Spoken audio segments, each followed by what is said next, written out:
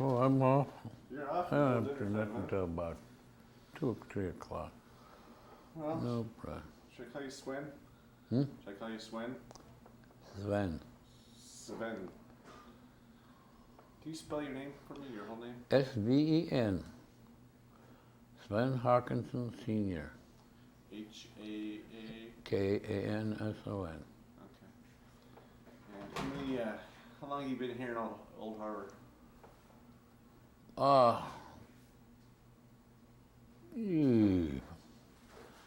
My parents lived here before they got jobs in the canneries as winter watchmen. When I wasn't even born. They went to Alga Bay, and that's where I was born, down in the old Del Monte cannery. It was called Alaska Packers Association. My dad worked there, and I had 2 older brothers, Arthur and Herman, and when they were old enough to go to school, my folks moved back to Old Harbor because there was school here. And I remember coming here, I was about 2 or 3 years old. On July 8, 1934, I was born in Olga Bay. My brother in Deadman's and my sister in Trap Point, another cannery site that my dad winter watched. But anyway, we moved back to Old Harbor, and when they started, my dad earlier years lived in Usinki, and he knew the man that started Cannery Grimes Packing Company. And he knew my dad was a seine maker, what they call a web man, to make seines and for fishermen. And they got a wireless here in Old Harbor, and that was also a modern thing.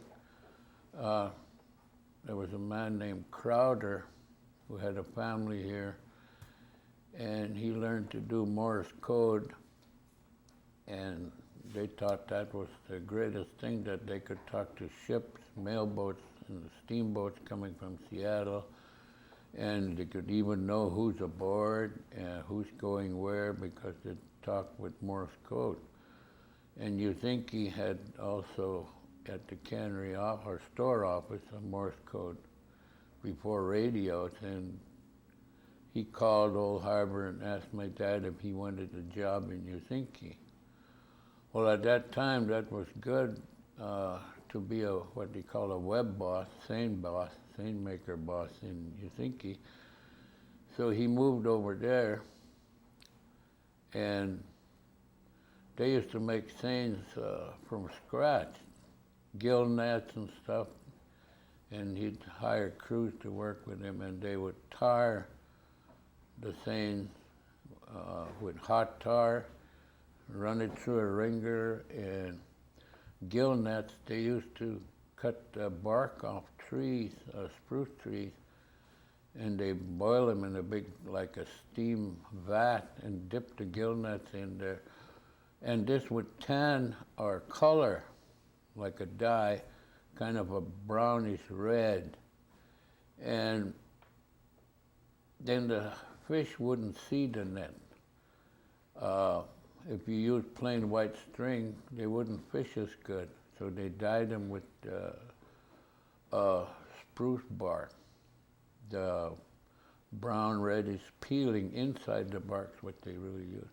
And then later on, they shipped in different kind of dyes, copper holio they called it, and start using stuff that was made down the States. But I remember when I was very young, when we moved to Usinki, they'd use that stuff. And so I grew up in Usinki, and after I got done with the 8th grade, I went to Mount Edgecombe. I wanted to learn navigation. We heard that at school they had a training ship that they trained people to navigate.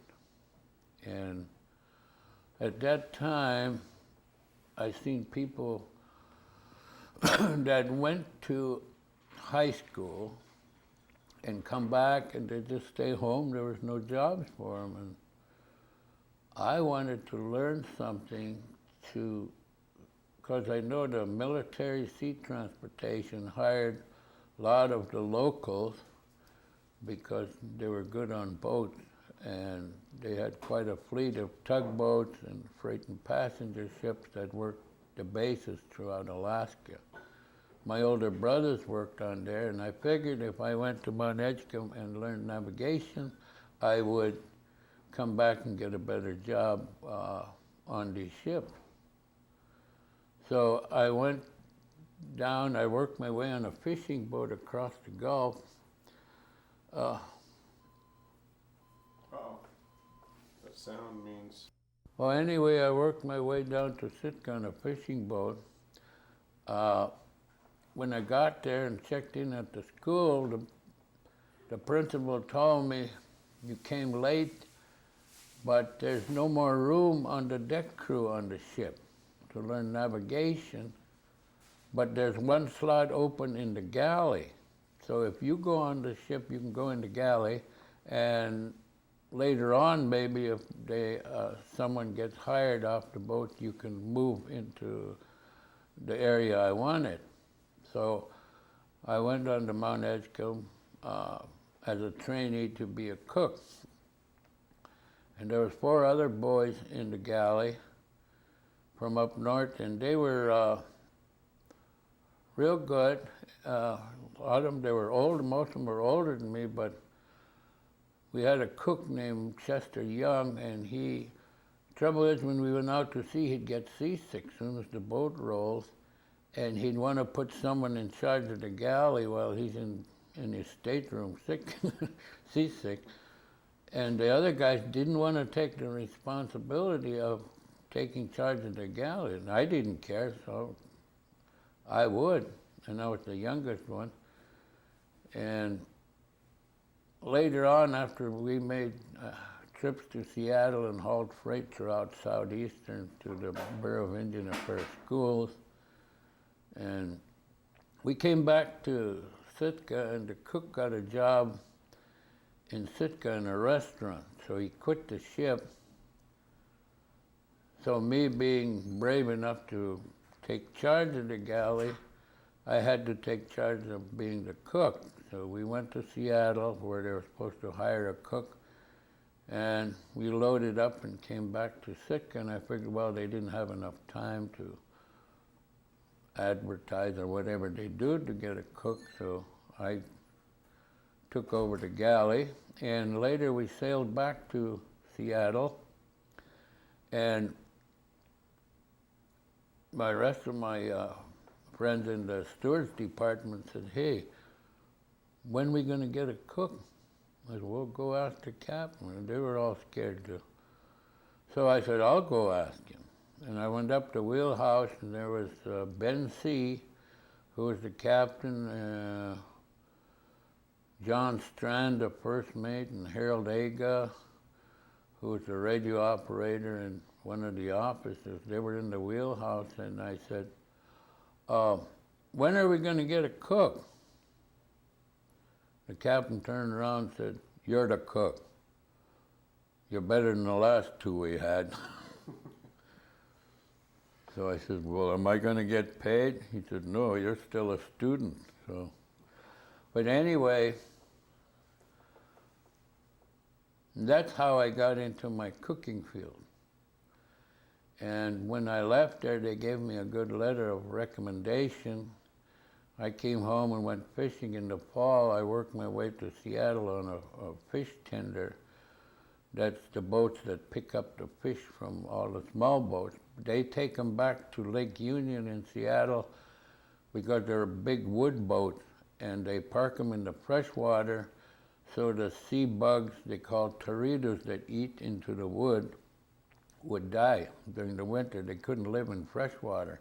And that's why all the fish tenders used to go, and they'd go through the government locks and put into Lake Union. Well, anyway, I went down there and I took my letter, and went to get on the North Star or apply for a job, and with my letter of recommendation, I got on right away. And so that ended my career in navigational training, and I became a cook.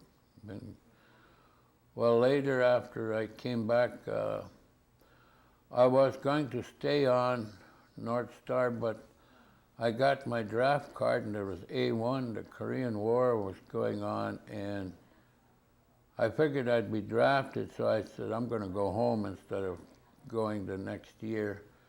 So I came home and was waiting around. I wanted to be with family because a lot of guys were getting killed in Korea. It was really sad because I had friends that ran and joined the Navy because they didn't want to go into the Army. And they didn't draft me, so I got on the mailboat in Helsinki. Robert von Schiele used to have the mailboat called the Shuyak that went around the island from Kodiak one way for 2 weeks, and then the next 2 weeks it'd go around the other way, so we'd go one and then unwind. We'd cut back and forth 2 trips a month, and that's how I finally came back to Old Harbor. I went to visit my dad's best friend and my mother's best friend, who was the Christensen, and that's how I met Mary. And later, after I was drafted, finally I did get drafted, and I went in the Army for 2 years. I was stationed in Fort Rich, and I became a staff car driver. And Korean War ended, so I didn't have to go overseas. I was thankful for that. But I didn't want to spend for 4 or 3 years like you do if you join up. So I figured 2 years was, I'll get it over with. Fishing was good, crabbing industry was starting, and I wanted to get back. So when I came back, I fished on the other side of the island. Then I ran a boat and finally came down crab fishing here. Got back with Mary, and we got married in 1960. Been here ever since. And I enjoy living here. Wonderful bunch of people. I was mayor here 27 years, and chief for like 3 years. And I worked to have it become a fourth-class city, which the other villages on the island followed suit because we found we couldn't get part of our raw fish tax and revenue sharing that we couldn't get being just a village. So becoming a city helped all the communities on the island get back some of the taxes we were all paying from our raw fish tax and also the regular tax we paid those days.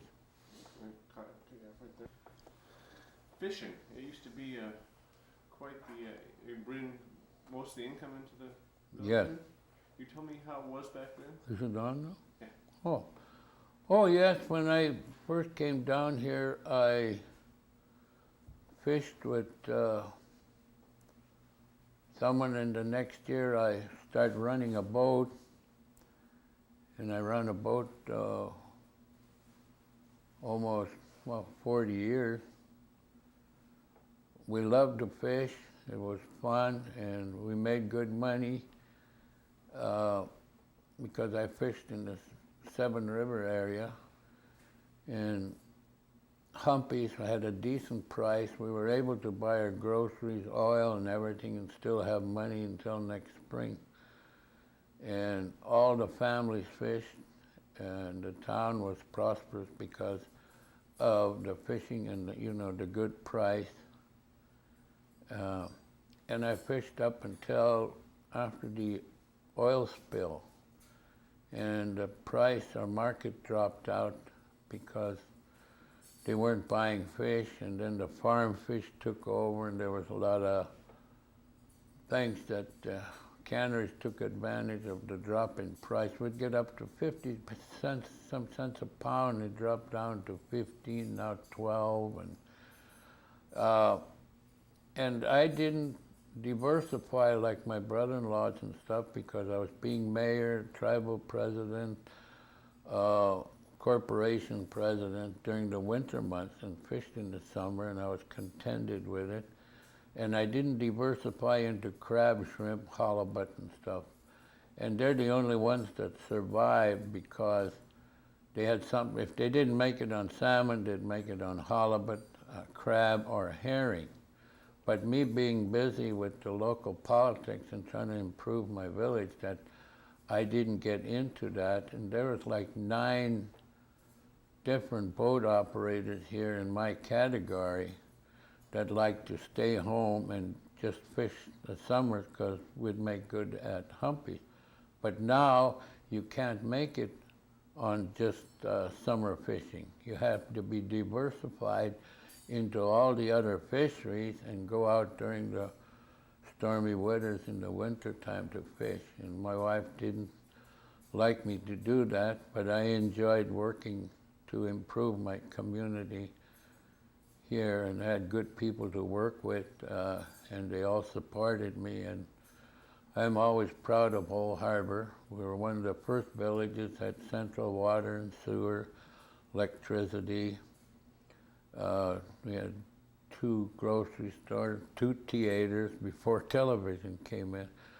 So it was a nice place to live. And later when the crab area took off, we had processors here, with one main one that was here the longest, employed most all the villagers, and our village then was about 480, and we're hoping we're going to top 500.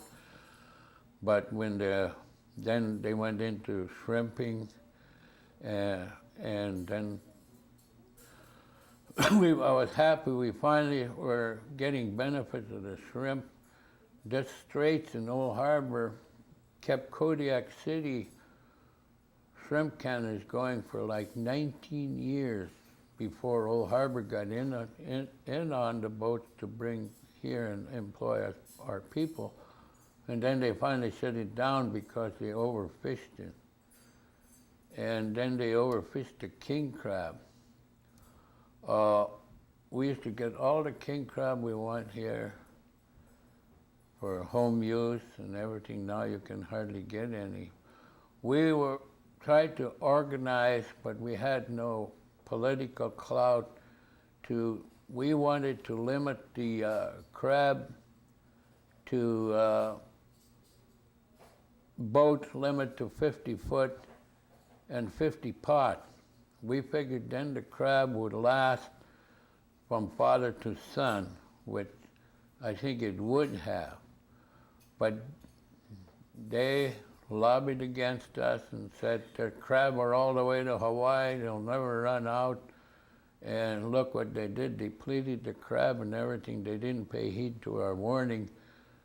If they did, and we kept it to that amount of size of boat, and we used to have the big boat haul our crab to Kodiak. And pretty soon all the boats that were hauling crab were fishing crab. And we had no one else to haul for the small boats, so all the people with small boats here were just kind of wiped out until we got a crab cannery here. But it kind of, took it away from everybody because all the big boats were out there and they had all the unlimited pots, and they were, like I said, they said crabs will last forever. Well, they depleted them on Kodiak, and then they went down the chain and they were depleting it all the way from Squaw Harbor and the places where they used to get thousands of crab on Alaska. Now they're into the Bering Sea.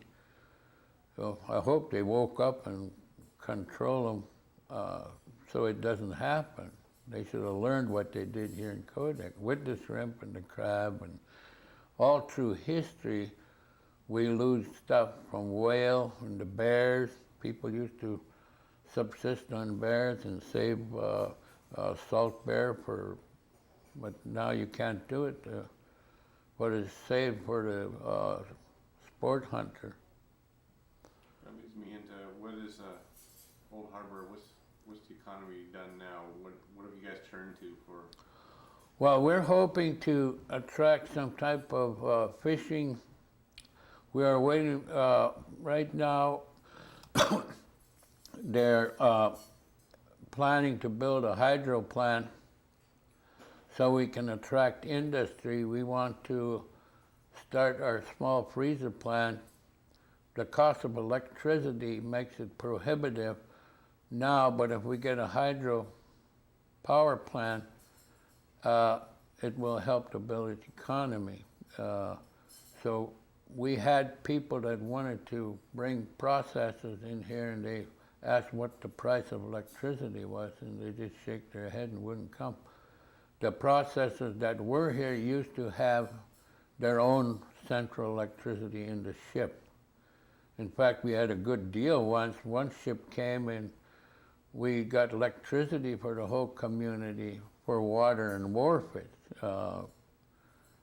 and be able to tie up here in Old Harbor, and that was a sweetheart deal, but when the ship burned, that came to a quick end, so we joined Alaska Village Electric Co-op, which I'm on the board of directors, and they were a true reliable source, but they're electrifying 60-some villages in the state and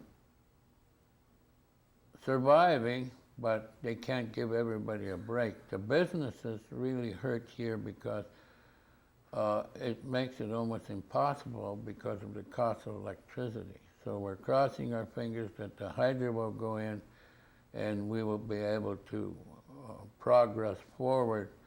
There's a lot of business that could open up, but they can't afford the electricity. And that's the same problem throughout the state. What kind of businesses are opening up more here on the sports? Well, right now we have a sandwich shop open, and we had 3 stores. One gentleman died, a village elder of ours, and the family didn't want to continue on, so they closed that. But so we have 2 stores, and hopefully, you know, there's other things that could open up, but the price of electricity just prohibits it in most of the villages in Alaska. How's tourism? Tourism is when I first started out, we were totally against tourism. Because when I was in the Army, I went down to the Kenai River and see all those people standing on the bank, and the banks were just full of flies and everything because they're allowed, you know, so many fish. But the fishermen out there would keep catching them until they get the real big ones, and then they'd stick the dead ones under the grass and take the big ones out, so they're just killing the poor creek off. But I heard later that they put sneaker guys amongst them and start pinching them and finding them heavy for wanton waste, and so this corrected that it doesn't happen anymore. But at that time, I didn't want that around Old Harbor. But without the fishing industry real good anymore, our younger people have to go up and get some industry. So we took a long, hard look at 6-pack licenses so they can take out sport fishermen, bear viewing, duck hunting, deer hunting, and we have an island with 60,000 acres across that belongs to the corporation or the people of Old Harbor, and we try to control it so it isn't overhunted like some of the other places. If there's too much hunting, then we slow it down until the chance they build up. Like sometimes we have winter kills, and then we say, hey, only so much hunting, instead of just everybody running in there. And this way, tourism is working real good with Old Harbor. You see the lodge here now, and then we have about 3 bed and breakfasts coming up, and new one being built, and it puts about 30 people to work. And that couldn't get into the fishery. So that's why we made a 160-degree turn from totally against tourism to 100% for it, as long as we have control in the village, working together with all the fishermen that take fishermen out, the guides and stuff.